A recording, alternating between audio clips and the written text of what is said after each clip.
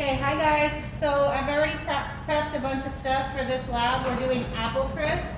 So I've got 10 apples cut up here, peeled and cut to about a 1/4 inch cut. So they're already prepped, 10 apples, 10 cuts. Put them in a 9 by 13 inch pan. Doesn't have to be greased or anything.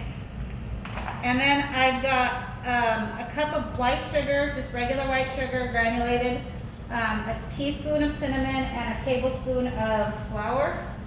And I'm going to sprinkle it on some of those apples, put more on, sprinkle some more, and then put more. Just keep doing that, layering it. If you wanted to put all the apples in and then just kind of mix it up, that's fine too.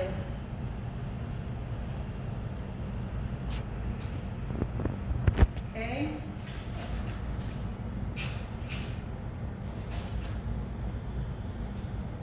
You can use any kind of apple that you have. So right now, like if you get the free lunches from the school, they always put like 2 or 3 apples in each one. So we did that like when quarantine first started. We were getting lunches every single day from Jasinski, and we had so many apples, so many carrots. So this is a great recipe to use that stuff that you might have. And also right now, because apples and pears are like fall fruits, they're cheap at the store if you don't get the free lunches. So I'm just gonna go ahead and mix that up just a little bit, just to make sure that they're all coated. And then on top, you're gonna put an oatmeal topping. I don't think I brought a bowl in here, did I? I'll just use a mixer bowl. It's easy to get to. Sorry people, I know you're recording me. I got that aerial view. Okay, so I need, the recipe calls for quick cooking oats. I don't have quick cooking oats, so I'm actually using just old-fashioned oats, which I feel like might make it a little bit chewier, but you use what you have. So that's what we have here, so I'm gonna use it. It's a cup of oats, and then a cup of brown sugar. And you want to make sure that you pack the sugar in there. So this sugar is kind of hard. I just opened the package last week when we did the chocolate chip cookies, but it's been in the pantry for a while. So Chocolate chip cookies. I just pack it in there with my hands if I have to. But you want to pack it all the way to the top. See, this is why it's nice to have the mise en place done before I start recording. Okay, so maybe just a little bit more. Okay, so I've packed in there. So when I actually let go of it, it's still in the cup form. So you packed it in there really well. They're probably like, where are you, Miss Lawrence? 9:30. Okay. And there I also need a cup of flour.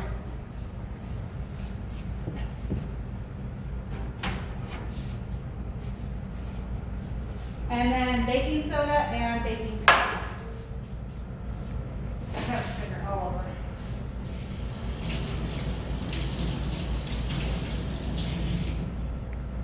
Okay, a 1/4 teaspoon of each of those.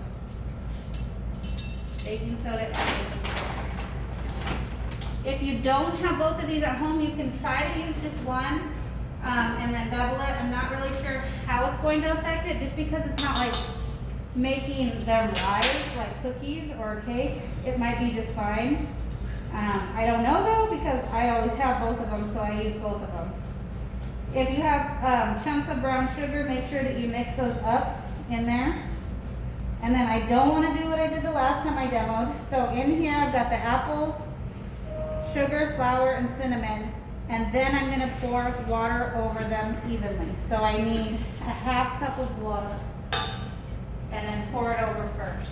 So I already had somebody record this first hour, and then I realized I forgot the water. When you're measuring liquids, put it on a flat surface, get down at eye level, and make sure that it's wet.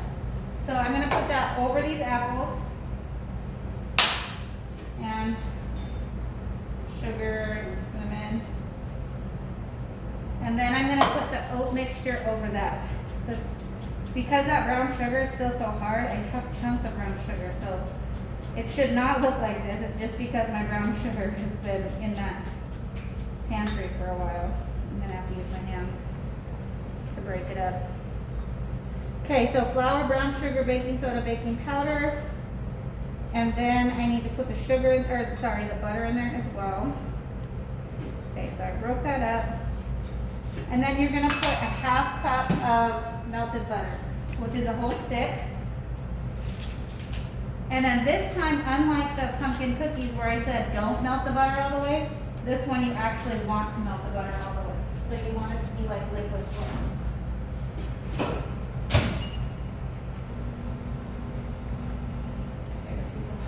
Is anybody on Teams that can tell them that I'm coming? Nobody? Use my computer.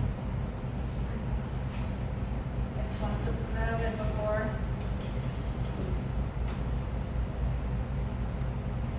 So it's taking, to get it all the way melted, about 30 seconds in this microwave. Okay, and then add that to your oat crumble. Butter disappeared. And then you're just gonna sprinkle it over the top. And by the way, at the beginning, when I started prepping the apples, I preheated the oven to 350. So you're gonna wanna preheat your oven to 350 before you start. And cook it for 45 minutes. And that's in just a regular, conventional oven, just like what you have at home most likely. Okay, so mix that butter in there really good with the oat mix, and then just sprinkle it on top of the apples. And then you're gonna bake it for 45 minutes at 350. There's still chunks of brown sugar in there, but it looks way better than the first time I demoed it because I mixed the sugars up. Because I didn't read the recipe first. Always read your recipe first. Even the teacher messes up, especially first hour. Sorry, first hour. Okay, so that's what it looks like. 45 minutes. Have a good day.